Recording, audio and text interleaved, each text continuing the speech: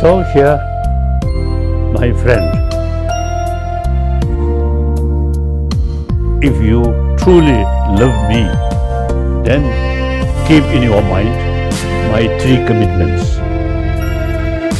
And whatever way, you see, wherever you live, try to create compassionate atmosphere, compassionate atmosphere, compassionate society. Then religious harmony. Then, you see, tell more people Tibetan knowledge which come from Nalanda is quite useful. So, whether believer or non-believer, it's worthwhile. These Tibetan knowledge is to keep as a part of academic subject. So